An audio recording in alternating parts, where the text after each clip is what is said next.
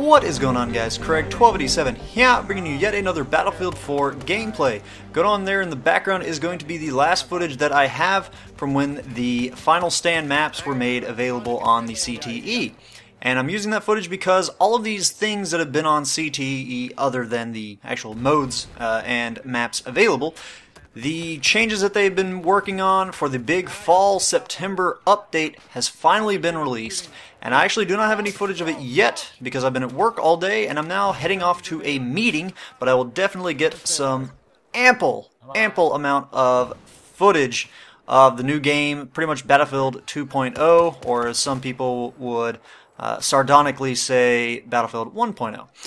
But yeah, as always, I'll have links in the video description to the actual announcement that DICE made, which has a rough generalization of what is going into the this new patch. And it's like a 1-point-something gig patch on the PC. I've heard it's a 2 gig patch for Xbox One, and I would imagine for the other consoles as well. So it's a pretty big patch. Make sure you guys get it. Download it overnight if you have to, if your internet's slow. And but the patch notes themselves, I'll also have a link to those. That'll be the second link, and that has a much more detailed list of all the changes that they are making. Now, there is a lot.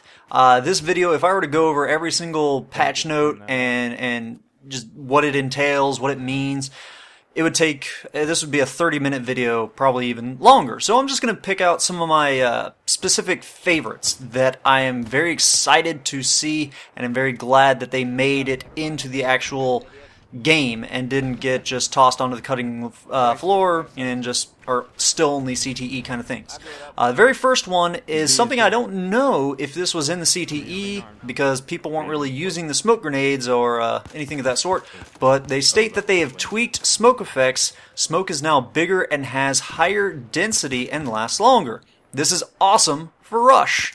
Doesn't really benefit too many other game modes, but Rush as attackers, smoke grenade is amazing. Very glad to see this. The next one, the visual recoil. This is something that's been widely known and visible in YouTube videos. The close range sights, except for iron sights, Ire Envy, and the FLIR, and all medium range sights have been changed to no longer be affected by animation, aka visual recoil. The next thing, added UI options for tweaking the aim down sight aim sensitivity. The advanced options now exposed in a separate advanced control options section. This, I was messing with it very briefly, and it's pretty crazy, the options that they've made available.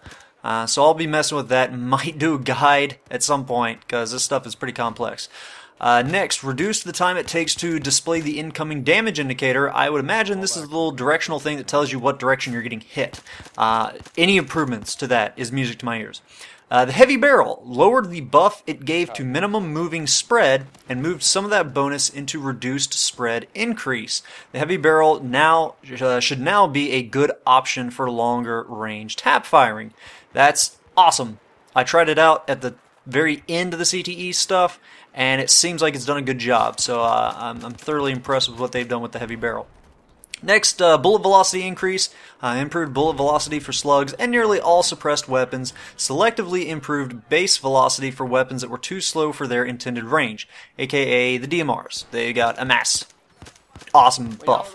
The damage model, many weapons have had their maximum and minimum damage adjusted slightly. It may take one extra bullet to kill at extremely close engagements and long-range combat. I will actually include a third link in the video description, and that is to a little image that a person on Reddit had put together, so props to them for doing this, and this will show you all the different changes to the new bullet damage model. Next, carbines and PDWs now have unique Bullpup modifiers that give improved bonuses over the rifle counterpart. So they don't say exactly what this is, but the Bullpup benefit is that while aiming down sight and moving, and hip fire while moving and standing still is better. Tighter bullet spread. While standing still and aiming down sights, standard rifles are still better, but for moving, so I'm glad to see that they did that for carbines and PDWs. Anything that makes them a little bit better is awesome. Next, ammo. Gave more ammo to the weapons that were short a mag compared to their counterparts. I would imagine this is something like the Bulldog and Scar. I don't know exactly what it is, but time will tell, so that's awesome because those guns did run out of ammo way too quick. The MBT Law.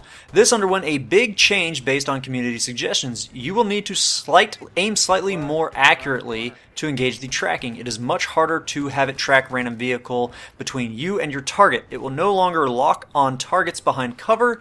It has been slowed down slightly, and it now begins tracking at 100 meters instead of 15 meters. This gives the target slightly longer to react to the lock warning. That's pretty cool, because MBTs were pretty much sniper rifles because they had absolutely no drop and they were way too easy to hit things at range. Very glad to hear that.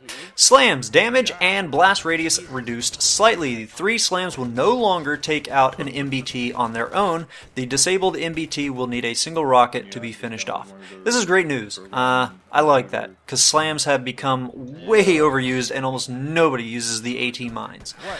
Pretty much everything in the grenade section is music to our ears. They've done reductions in how many you hold, the time at which it takes to resupply them. Check that out, some awesome details there. They also reduced like the range at which they do their max damage. It's just some pretty good changes for the grenades. Also, the UI triage has made its transition into the vanilla game. You can have the counter that counts down and shows you how long you have till someone cannot be revived any longer. And they did bring in the beep that makes a noise when you charge your defibrillator up to its maximum amount. And let's see, what else? There's just a few other things. The rush improvements, you guys can, again, check the link and read all the different things that they're doing to rush. They haven't really gone into specifics. They do list all the different maps that they did change, so that's pretty cool. And they did add an FOV slider option for the chase camera for all vehicles. This is something that is only for the PC.